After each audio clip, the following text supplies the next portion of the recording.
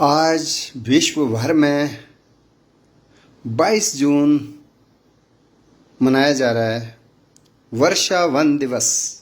विश्व वर्षा वन दिवस, world rain forest day.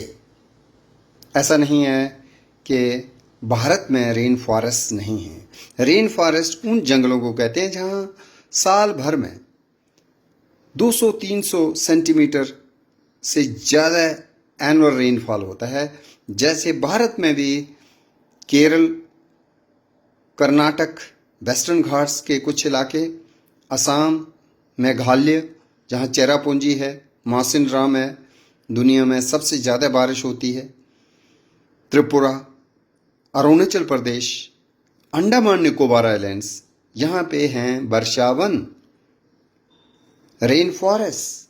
और वहाँ की जैव विविधता, पेड़ पौधे, जीव जंतु, तितलियाँ, स्तनपायी जंतु इतने अनोखे हैं, इतने अलग हैं कि जम्मू कश्मीर में तो रेन फॉरेस्ट नहीं है, लेकिन हमारे बाग बगीचों में या हमारी हवन सामग्री में या हमारे बाज़ारों में वो उत्पाद तो आते हैं और हम उनसे अच्छी भली भांति परिचित हैं। तो रेन फॉरेस्ट साउथ इंडिया में भी हैं और साउथ अमेरिका में और साउथ अफ्रीका में और साउथ ईस्ट एशिया में, जावा, सुमात्रा, इंडोनेशिया। तो बहुत पुराना इतिहास अगर हम देखें तो इन्हीं जंगलों से, रेन फॉरेस्ट से, वर्षावन से हमारी रसोई में आता है लौंग, साइजेगियम, एरोमेटिकम। इन्हीं जंगलों की देन है दालचीनी, सिनेमोमम जैनेटिकम। मलेरिया की रोकथाम के लिए कुनीन का जिक्र आता है और वो कुनीन साउथ अमेरिका के जंगलों से, अमेज़न के जंगलों से आई और जिसको कहते हैं सिनकोना ऑफिसिनालिस। दक्षिण भारत में उसको भी कल्टीवेट किया जाता है, श्रीलंका में भी उसको कल्टीवेट किया जाता है। अगर अपने भारतवर्ष की बात करें तो दक्षिण भारत में, वेस्टर्न घाट्स में और अंडमान निकोबार आइलैंड्स में कुछ ऐसे पेड़ हैं, कुछ ऐसी प्रजातियां हैं जीव जंतुओं की, स्तनपायी जंतुओं की या सांपों की, जो और दुनिया में कहीं नहीं। जैसे साइलेंट वैली नेशनल पार्क की बात करें जो केरल में है, वहाँ की जैव विविधता बहुत ही अनोखी है। एक ऐसा घास जो वहीं पे मिलता है और कहीं नहीं मिलता, और उसका नाम भी साइलेंट वैली के ऊपर ही है, साइलेंट वैलिया। और स्पीशीज़ का नाम एक नायर पर्सनैलिटी हैं जिन्होंने नेचुरलिस्ट और बॉटनिस्ट, उनकी इज्जत में उसका नाम दिया नायर राई, साइलेंट वैलिया नायर राई। और एक ऐसे टैक्सोनॉमिस्ट बॉटनिस्ट बिजू पटनायक, बिजू दास, जो पीएचडी टैक्सोनॉमी में, प्लांट टैक्सोनॉमी में, लेकिन उन्होंने फ्रॉग्स में इतना बढ़िया शोध किया कि अब उनको फ्रॉग मैन ऑफ इंडिया कहा जाता है।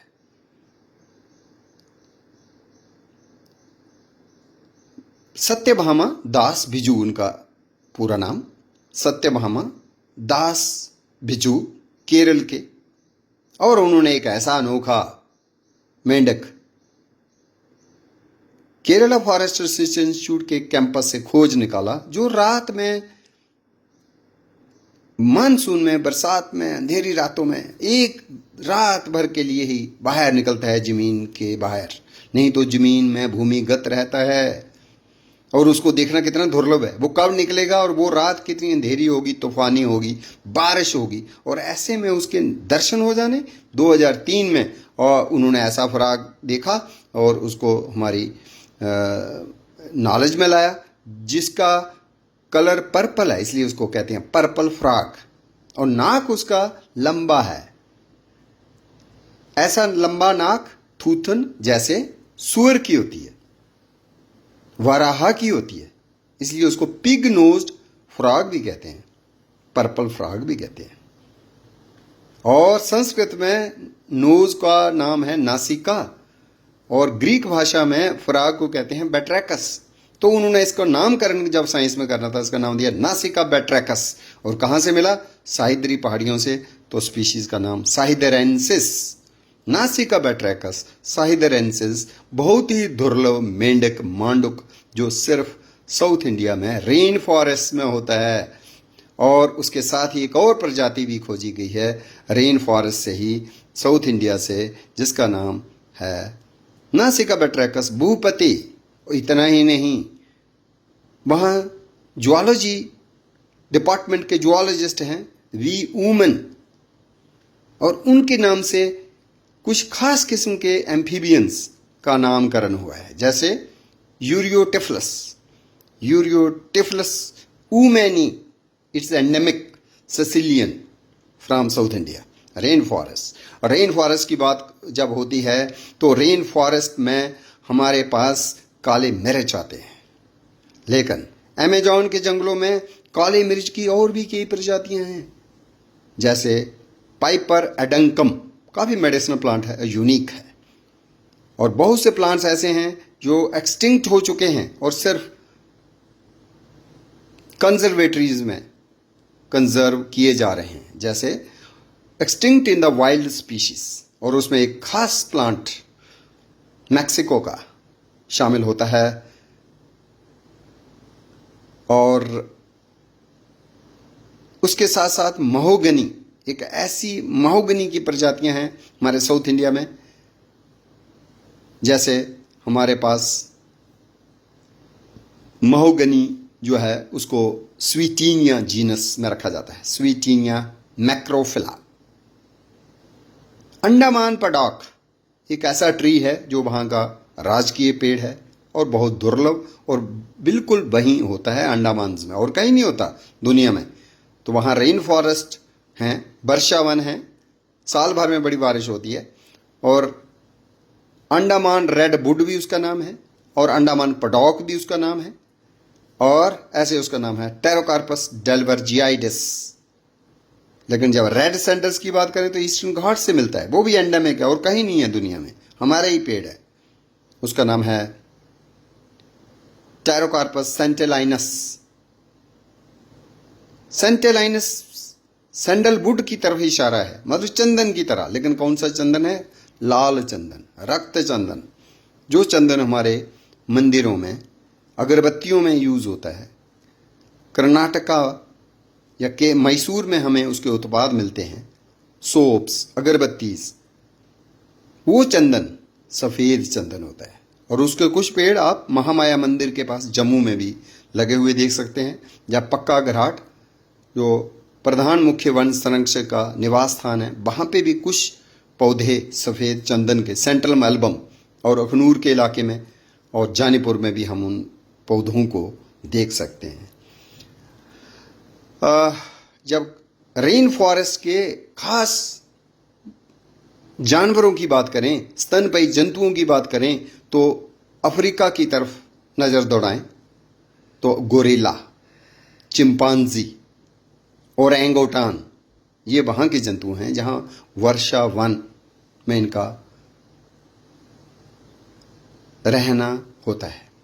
लेकिन जम्मू में भी अगर हम देखें कोई भी डेकोरेटिव प्लांट नर्सरी, जहाँ जो शहर के अंदर लोगों ने आजकल फूल पत्ती सजा रखी है अपने आंगन में, प्रांगण में, पार्क में, छत पर, टेरेस पर, जो हरियाली हम फैलाते हैं, वो उसमें से अधिकांश पौधे रेन फॉरेस्ट की देन है। जैसे मनी प्लांट रेन फॉरेस्ट से आया, पान का पत्ता रेन फॉरेस्ट का है, फाइलोडेंड्रॉन रेन फॉरेस्ट का है, प्रियर प्लांट कैलिथिया रेन फॉरेस्ट का प्लांट है। जम्मू में भी बिलावर के इलाके में या रामनगर के इलाके में बारिश ज़्यादा होती है, तो वहाँ पे कुछ ऑर्किड्स मिलते हैं, वो भी रेन फॉरेस्ट की हैबिटेट में होते हैं। जैसे नॉर्थ ईस्ट में भी वो होते हैं, और हमारे जम्मू के भी कुछ इलाकों में, जैसे बिलावर में मैंगो के ऊपर एक ऑर्किड आता है जिसको एराइडिस कहते हैं या रिंकोस्टाइलस कहते हैं, या फिर सेटाइरियम नेपालेंस एक प्लांट होता है जो वर्षा वन में भी होता है, लेकिन हमारे जम्मू हिल्स में भी मिलता है। उसको डोगरी नाम है मुछ मरोड़, क्योंकि जो फ्लावरिंग स्पाइक है मूंछ के ताव की तरह, ट्विस्टेड मूंछ की तरह फ्लावरिंग स्पाइक होती है। तो डोगरी का कितना सुंदर नाम है, मुच्छ मरोड़, बोटानिकली सेटाइरियम नेपालेंस। शीशम, रोज वुड ट्री, जो हमारी वाली शीशम नहीं, ये तो ड्राई डेसिडुअस फॉरेस्ट की देन है, लेकिन वर्षा वन में दूसरी कुछ प्रजातियां हैं, जैसे अफ्रीका में काली शीशम है, डायोस्पायरस मेलानोजाइलन। दक्षिण भारत में अगर तिरुपति मंदिर में जाएं, तिरुमाला हिल्स में जाएं, तो हमको महाराष्ट्र में हम जाएं तो हमें मिलती है रोजवुड, जिसको बोलते हैं डेलवर्जिया लैटिफोलिया। फिर हमें मिलता है कुचला। कुचला जो है वो भी एक मेडिसिनल प्लांट है और वो सिर्फ हमको साउथ इंडिया में मिलता है, उसका नाम है क्रोटांटिग्लियम। ऐसे ही कुछ ऐसी प्रजातियां हैं ऑर्किड्स की जो साउथ इंडिया में केरल, वेस्टर्न घाट्स और नॉर्थ ईस्ट में मिलती हैं, जैसे पैफियोपेडिलम, लेडी स्लीपर ऑर्किड, साइप्रिपीडियम और एक और खास लिलियम, शिरोई लिली उसका नाम है, वो भी नॉर्थ ईस्ट का यूनिक फ्लावर है। तो ये आगे जो आप देख रहे हैं, इसमें से हमारे पास एक फूल हैं सूखे हुए, ये च्यू के फूल हैं जिसको बोरांस कहा जाता है, रोडोडेंड्रॉन।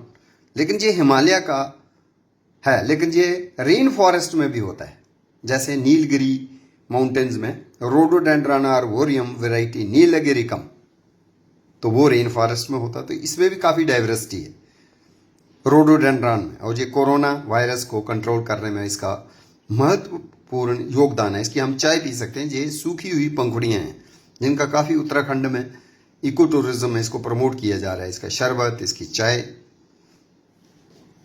ये जंगली पियर की वैरायटी है जिसको केंथ बोला जाता है, पायरस पाशिया।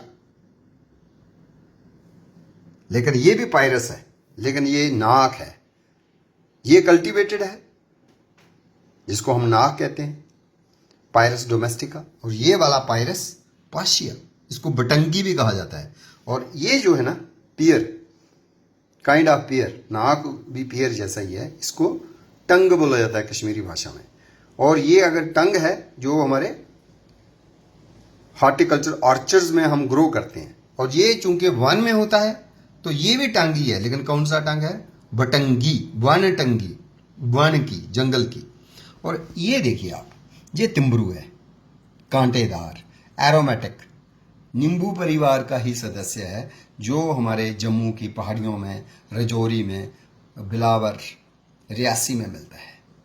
और ये बहुत ही तेजोबल तिरमिर, जहाँ इसका डोगरी नाम तिनबरू, टूथेक ट्री, प्रिकली ऐश कई नाम है।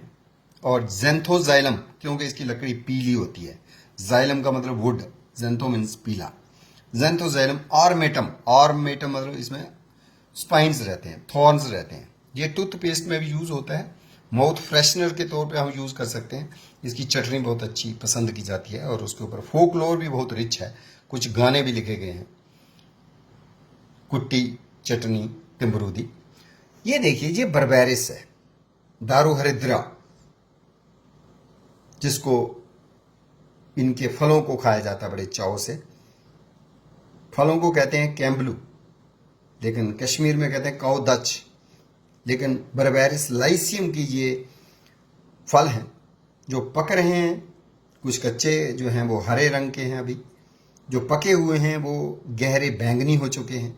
तो इसको भी हम, जब कोरोना काल है, प्रदूषण है, विश्व भर में युद्ध हो रहे हैं, ऐसे में हमारी इम्यूनिटी स्ट्रांग रहे, उसके लिए ये फॉरेस्ट फूड्स की प्रमोशन करना, या इसके बारे में जानना, या इनको यूज़ करना बहुत अनिवार्य है। और यही देखते हुए यूनाइटेड नेशंस ने 2025 में इंटरनेशनल फॉरेस्ट डे, जो 21 मार्च को मनाया जाता है, उसका थीम ही यही रखा था, फॉरेस्ट एंड फूड्स। तो फॉरेस्ट के बिना फूड सिक्योरिटी की हम कल्पना नहीं कर सकते हैं। और अर्ली मैन ने जो शुरू में जब एग्रीकल्चर नहीं थी, हॉर्टिकल्चर नहीं थी, तो फॉरेस्ट का फूड ही खाया था। और आज हम जंक फूड की तरफ भी पहुंच चुके हैं और काफ़ी ज़्यादा सिंथेटिक कलर्स और सिंथेटिक आइटम्स भी हम जो कार्सिनोजेनिक भी हैं, कहीं ना कहीं उनकी पैकेजिंग जो है वो उसमें मोम प्लास्टिक होता है। तो इनको अगर होम मेड फूड्स को अगर हम प्रमोट करें तो उससे एक तो प्लास्टिक का भी गार्बेज कम जनरेट होगा और ये हेल्दी फूड्स गिने जाते हैं। लेकिन आज जो 22 जून है, आज का दिवस रेन फॉरेस्ट डे है और इसका थीम भी वही है जो इंटरनेशनल फॉरेस्ट डे का था, फॉरेस्ट एंड फूड्स। तो फूड्स के ऊपर जानकारी प्रदान करने के लिए आज मांडा के रामनगर वाइल्ड लाइफ सेंचुरी में हमने मॉर्निंग वॉकर्स के साथ एक कार्यक्रम किया to mark the international yoga day. Yoga day जो कल हो गया 21 जून को, जो सबसे लंबा दिन होता है, और कल का लंबा दिन होने से सबसे जो ऊंचा लंबा एनिमल है जिराफ, उसका भी दिन था 21 जून। और चूंकि कल सैटरडे था, कुछ लोग आज भी योग दिवस मना रहे थे। तो योग दिवस को इस पहली बार जो मिनिस्ट्री ऑफ एनवायरनमेंट, फॉरेस्ट और क्लाइमेट चेंज है, उसने नारा दिया था, कौन सा योग दिवस? हरित योग दिवस।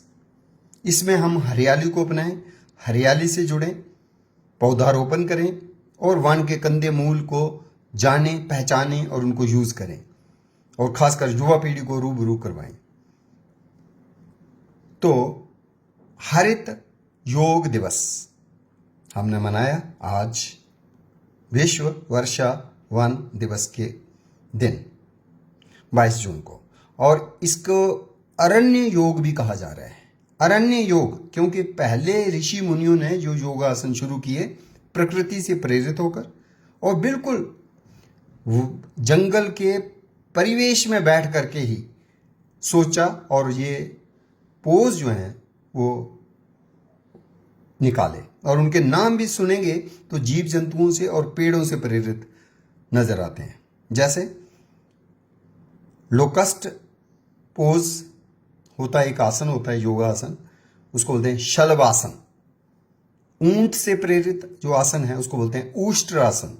ऐसे ही मेंढक से जो प्रेरित आसन है उसको बोलते हैं मांडुकासन। वृक्ष से तो ताड़ का वृक्ष बहुत ही इंपॉर्टेंट है, जो तमिलनाडु का स्टेट ट्री भी है और जम्मू के साइंस कॉलेज में लगे भी हैं वो पेड़, बहुत ऊंचा पेड़ जाता है, तो उसका है ताड़ासन नाम। इसी तरह से अगर हम देखें नाग का भी बहुत महत्व है, खासकर कोबरा, तो उसका भुजंगासन। कई योगा आसन जो हैं वो हमारे प्रकृति के जीव जंतुओं से प्रेरित होकर अगर हम उस तरह की एक्सरसाइजेज करते हैं तो हमारा बैकबोन में शक्ति आती है, हमारे लिम्स में ऊर्जा फैलती है, हमारे मसल स्ट्रांग होते हैं, तो हमारा रक्त प्रवाह जो है वो अच्छा रहता है, और जो विकारों से हम दूर होते हैं। तो उसमें खास फल जो है ना जंगल के, चाहे वो रेन फॉरेस्ट हो, उसमें फिग्स की बात हम करें। ये फिग्स हमारे जम्मू की हैं, लेकिन ऐसा नहीं है कि ये फिग्स रेन फॉरेस्ट में फिग्स को की स्टोन स्पीशीज बोला जाता है। की स्टोन माने इनके ऊपर बहुत सी वाइल्ड लाइफ निर्भर करती है, जैसे फ्लाइंग स्क्विरल्स हैं। जम्मू के डोडा चिनाब में भी हमको एक ईन मिलती है, वो भी एक किस्म की फ्लाइंग स्क्विरल है। कश्मीर में भी फ्लाइंग स्क्विरल्स हैं, लेकिन रेन फॉरेस्ट में भी फ्लाइंग स्क्विरल्स होती हैं, जैसे लार्ज फ्लाइंग स्क्विरल, और वो भी इन फलों को बड़े चाव से खाती है, फिग्स को। ये फिग जो है ना, ये रॉक्सबर्ग्स फिग है, इसको हम भी खाते हैं, त्रम्बल बोलते हैं डोगरी में, तिमल, फाइकस अरिकुलेटा। ये काफ़ी हनी और मीठा पल्प इसमें रहता है, तो ये इसके फल हैं। पकने पर इसको आप रुम्बल से कंफ्यूज ना करें। रुम्बल फाइकस रेसमोसा है, लेकिन ये त्रम्बल जो है फाइकस ऑरिकुलेटा है। फाइकस ऑरिकुलेटा को पकने पर खाया जाता है। लेकिन फाइकस ग्लोमेरेटा हमारे वैदिक काल से ही काफ़ी यज्ञ हवन में यूज़ होने वाला पौधा माना जाता है और उसके भी कच्चे फलों को खाया जाता है सब्जी बनाकर। लेकिन ये जो अब हरा वाला देख रहे हैं, ये है वो जिसको बोलते हैं रुम्बल। अभी ये कच्चे हैं फल, पक जाएंगे तो इनका कलर भी त्रम्बलों की तरह हो जाएगा। तो ये है ficus racemosa cluster fig tree. तो ये आप देख रहे हैं कड़ी पत्ता, बरजैरा कैनिगाई, जिसको डोगरी में द्रौंकल बोला जाता है। ये देखिए, ये बार्क है। ये बनी के पहाड़ी लोग और सुध महादेव में इस पेड़ को लोग इसकी शाल को कलेक्ट कर लेते हैं और फिर इसकी चाय बनाते हैं। बनी के पहाड़ों में अगर लोगों से पूछें क्या है जी, तो बोलते हैं ताजू चा। अगर रजौरी में पूछें तो वो बोलते हैं ये शलई है, शलई दी चा। अगर उत्तराखंड में चले जाएं तो हिंदी में बोलते भमेली, ये भमेली की चाय है। और अंग्रेजों से बात हो तो वो बोलेंगे फ्रिली फ्लावर स्पिंडल ट्री टी। तो इसकी बार्क जो है दालचीनी की तरह है। तो 2-4 इंच की लकड़ी बार्क, शाल, उसको उबालें 5-10 मिनट, थोड़ा सा चुटकी भर नमक डालें तो एक वाइन रेड कलर की चाय बन जाती है। और ये इंडिजिनस नॉलेज से मुझे पता चला। और बोटानिकली ये प्लांट जो है वो है यूआनिमस ल्यूसिडस। ये मलकंगनी फैमिली का ही, उसी परिवार का पेड़ होता है। पहाड़ों में एवरग्रीन ट्री होता है ये। यहाँ पे देखें तो ये आड़ू है। आड़ू के पेड़ को डोगरी में आरन बोला जाता है और फल को आरू बोला जाता है, लेकिन कश्मीरी जुबान में इसी को सुनन बोला जाता है। तो इसमें छोटे छोटे हेयर्स रहते हैं, प्यूबिसेंट है।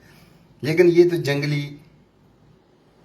किस्म का, मेरे ऐसे ही बेगौरा अनअटेंडेड, तो माल फॉर्म्ड फ्रूट्स भी हैं इसके। लेकिन हॉर्टिकल्चर ने काफ़ी विकसित स्पीशीज तैयार की हैं।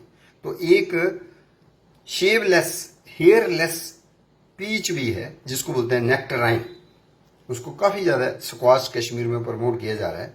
और उसका एक तो फ्रूट का कलर बड़ा प्यारा है, लाल गुलाबी, और फिर उसमें रोएं नहीं होती, स्किन बड़ी स्मूथ है। तो हॉर्टिकल्चर हो, एग्रीकल्चर हो, फॉरेस्ट्री हो, ये सारा ताना वाना नेचर का है। और इसी बायोडाइवर्सिटी के होने से एयर प्यूरिफाई होती है, वाटर, ग्राउंड वाटर रिचार्ज होता है, ड्रिंकिंग वाटर की अवेलेबिलिटी बनी रहती है। वर्षा वन जम्मू में नहीं सही, चाहे वो दूर हैं अमेज़न में, लेकिन रेन फॉरेस्ट अंडमान में भी हैं, साउथ इंडिया में भी हैं। और ये क्लाउड्स को अट्रैक्ट करते हैं। ट्रांसपिरेशन पत्तों से होती है तो क्लाउड्स बनते हैं। बहुत से एवेपोरेशन का पानी जो है वो समुद्र से आता है, लेकिन रेन फॉरेस्ट से भी आता है, क्योंकि ये सारे रेन फॉरेस्ट वाले एरियाज जो हैं ट्रॉपिकल बेल्ट में हैं, जहाँ बहुत ज़्यादा गर्मी होती है। और तेज़ गर्मी और बहुत ज़्यादा बारिश, बहुत ज़्यादा पानी इवेपोरेट होकर क्लाउड्स बनाता है। तो मानसून भी हमारे समुद्रों से ही पहुंची है जम्मू में, और उसकी जो बारिशें हैं शुरू हो गई हैं जम्मू में। तो पौधारोपण का समय आ रहा है। वन महोत्सव के तौर पर हम मनाएंगे। जो वन महोत्सव का कॉन्सेप्ट है वो दिया था मोहिंदर सिंह रंधावा जी ने, जो सिविल सर्वेंट थे, कमिश्नर थे दिल्ली में। और आज़ादी से पहले ही, आज़ादी का झंडा हमने 15 अगस्त 1947 को चढ़ाया, लेकिन उन्होंने जुलाई में ही ये पौधारोपण का कार्यक्रम शुरू कर किया था। और पहला पौधारोपण दिल्ली में हुआ। और जो पहली प्रजाति लगाई गई उस वन महोत्सव में, उसको ट्री प्लांटिंग का प्रोग्राम कहा था, उस वक्त वन महोत्सव नाम नहीं दिया था, लेकिन कचनार का पौधा लगाया था। जवाहरलाल नेहरू और माउंटबेटन की पत्नी, उन्होंने वो पौधा लगाया था। ये सारा प्रोग्राम जो है, इसको ऑर्गेनाइज करने के लिए कमिश्नर मोहिंदर सिंह रंधावा थे। एम.एस. रंधावा वो थे जिन्होंने पीएचडी एल्गी में की, एल्गोलॉजिस्ट थे वो। और उन्होंने Kangra painting, Basoli painting, Chamba painting, parks and gardens, beautiful flowers of India 50 किताबें लिखी। उनको पद्मश्री मिला। पंजाब के रहने वाले थे। चंडीगढ़ का जो सिटी है उसका लेआउट उन्हीं के हाथों हुआ, उसी की लैंडस्केपिंग, उनकी देन को भी हम याद रखें जब हम वन महोत्सव का पौधारोपण करें, बच्चों को बताएं ये कॉन्सेप्ट किसने दिया था। लेकिन यूनियन मिनिस्टर एग्रीकल्चर के एम मुंशी साहब, कन्हैया लाल मानकलाल मुंशी, 1950 में जब ये प्रोग्राम चलता रहा, 47 में, 48 में, 49 में, 1950 में आकर के उन्होंने इसको नाम को, ट्री प्लांटिंग के इस अभियान को नाम दिया वन महोत्सव। और वन महोत्सव 1950 के बाद हम वन महोत्सव के नाम से इस प्रोग्राम को जानने लगे। जब मानसून होती है और मानसून लाने में वर्षा वनों का भी हाथ है, और वर्षा वनों के बहुत से उत्पाद हमारी रसोई में मसाले के रूप में विद्यमान रहते हैं। बहुत से मेडिसिनल प्लांट्स हमको इन वर्षा वनों से ही आते हैं, और इन वर्षा वनों में कटाई भी बहुत हो रही है। अमेजॉन में काफ़ी ज़्यादा 2024 में आग लगी तो कितना नुकसान हुआ। लॉगिंग भी हो रही है, डेवलपमेंट भी हो रही है, ओवर एक्सप्लॉइटेशन भी हो रही है। कंसर्न्स बहुत हैं और बहुत सी प्रजातियां लुप्त भी होती जा रही हैं। प्राइमेट्स के ऊपर, गिब्बन के ऊपर, गोरिल्ला के ऊपर, ओरंग ओटांग के ऊपर बहुत ज़्यादा संकट है। जिस तरह से हम कश्मीर में देखें तो एक खास किस्म का लंगूर होता है जिसको बोलते हैं सेमनोपेथिकस एजैक्स, लेकिन जब हम त्रिकुटा हिल्स में चले जाते हैं तो हमें दूसरा लंगूर मिलता है जिसको बोलते हैं सेमनोपेथिकस एंटेलस। लेकिन जब हम वर्षा वन की बात करते हैं भारत में, साउथ इंडिया में, तो एक और होता है जिसको बोलते हैं नीलगिरी लंगूर, सेमनोपेथिकस जॉनाई। ऐसे ही हमारे पास द्राविडो गिको, क्योंकि द्राविडियन रेस जो है साउथ इंडिया में रहती है, तो एक खास किस्म की छिपकली द्राविडो गिको वो भी वहां से रिपोर्टेड है। कुछ स्नेक्स बड़े यूनिक हैं, जैसे इंडिया का हमारा जो नेशनल रेप्टाइल है वो है ओफियोफेगस हाना, और एलिफेंट का भी हैबिटेट, निवास स्थली साउथ इंडिया में अधिक है। तो हमारे कुछ रेन फॉरेस्ट के पैचेस में साइकड्स भी उगते हैं, फर्न्स भी उगती हैं और ऑर्किड्स उगते हैं, और बहुत बढ़िया टिम्बर ट्रीज जैसे महोगनी, किंगियोडेंड्रॉन, टर्मिनेलिया स्पीशीज, फाइकस, और एक खास कैनोपी ट्री जो वहां मिलता है साउथ इंडिया में वो है मेरिस्टिका अंडामानिका, मेरिस्टिका डेक्टाइलाइटिस, सुपारी के ही दूसरी प्रजातियां हैं। और एक है क्यूलेनिया एक्स एरिलेटा। फाइकस की बड़ी स्पीशीज हैं साउथ इंडिया के वर्षा वनों में। अगर नॉर्थ ईस्ट की बात करें तो rubber, Indian rubber fig, Ficus elastica, Ficus rumphii, जितने भी ये आप देख रहे हैं फिग्स, इसमें बहुत की जो है फिग की स्पीशीज एंडेमिक टू इंडिया हैं। और उत्तर प्रदेश में हल्द्वानी, पंतनगर के पास लाल कुआं में एक खास फाइकस गार्डन डेवलप हुआ है जहां 115 स्पीशीज हैं। यह उत्तराखंड का एक फॉरेस्ट डिपार्टमेंट का बेहतरीन काम है, जो तब के कोई चीफ कंजर्वेटर चतुर्वेदी साहब का ये इनिशिएटिव था, जिसको देख के मैं दंग रह गया। ये जहाँ पर 115 किस्म के फाइकस की स्पीशीज मिलती हैं। तो आज जब हम मना रहे हैं world rain forest day 22 June 2025, let us reconnect to nature as per the theme of Harit Yog उत्सव, अरण्य योग उत्सव, and as per the theme of International Day of Forests, which we celebrate in 21st March, that is forests and foods, and also the theme of today's World Rainforest Day, that is forests and food. Without forests, we can't think of food security or health security or water security. If human race want to sustain on the planet Earth, we have to conserve nature and natural resources. We have to conserve the threatened species on a war footing. And there is one day, 6th November, again floated by United Nations, which talks about impact of war and conflicts on environment.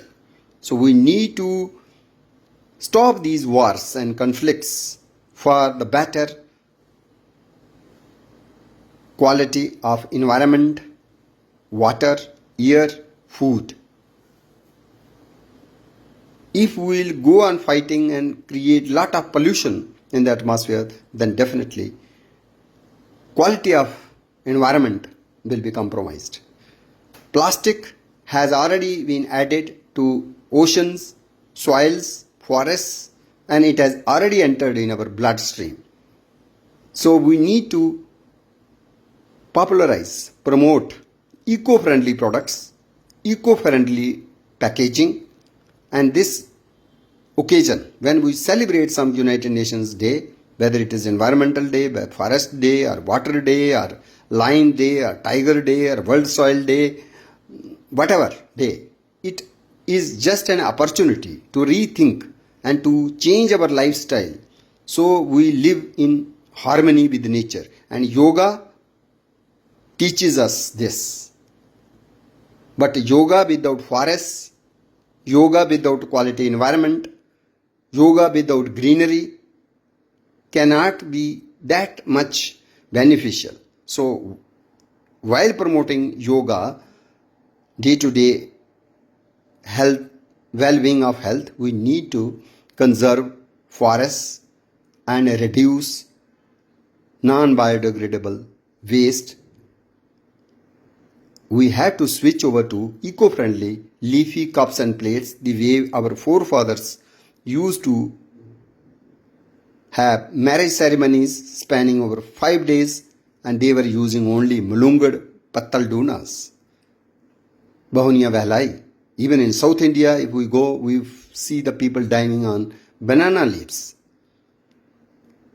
So we have to promote eco-friendly products which do not leave any garbage and they are renewable. So there is also a call for switching over to the renewable energy. Let us promote solar energy, wind energy, and phase out the petrochemicals, fossil fuels, which are polluting our environment. But unless we are able to have peace in the globe, we can't think of preservation of environment. And whatever these days United Nations have declared, their significance and importance and their set goals cannot be achieved. Even the Sustainable Development Goals set by United Nations and deadline is 2030, we will not be able to achieve if we go on fighting wars and if we indulge in conflicts. So with this, I extend my warm greetings to all nature lovers, bird watchers, and conservationists and wildlifers who have contributed towards the understanding of biodiversity on this planet Earth, including the frogman of India, Satyabhama Das Biju, who has given us a new frog, Mahabali frog, pig-nosed purple frog, Nasica batrachus sahidarensis.